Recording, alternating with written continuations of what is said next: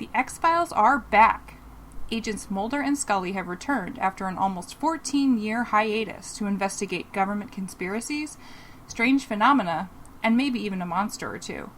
We've seen 3 out of the promised 6 episodes so far in the miniseries: My Struggle, Founder's Mutation, and Mulder and Scully Meet the Weremonster.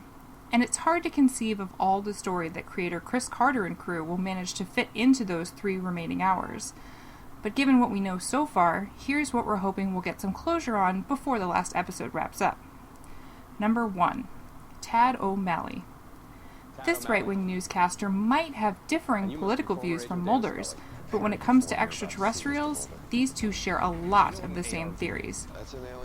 In episode 1, My Struggle, O'Malley is the one who brings our dynamic duo back together, and his theory of a global conspiracy begins to convince Mulder that maybe the truth isn't as out there as he wants to believe. Before O'Malley can go public with this information, he's mysteriously shut down, which leaves Mulder, Scully, and the rest of us wondering, did the government silence him for good? Or will this unexpected X-Files ally team up with Mulder and Scully again? Number 2. Sveta. A young woman who claims to have been abducted by aliens on multiple occasions, Sveta meets Mulder and Scully through Tad O'Malley. And not only has she been abducted by aliens, she's got alien DNA. Eventually, Mulder comes to the conclusion that Sveta is the key to exposing the entire conspiracy, but not before she winds up on the receiving end of a UFO laser zap. Or does she? If there's one thing the X-Files has proven over the course of its lifetime, it's that characters seem to have a way of cheating death. Will Sveta be the exception to the rule? I don't know where they are. Number 3. The capital T Truth. Mulder's search for the truth is the basis of the X-Files.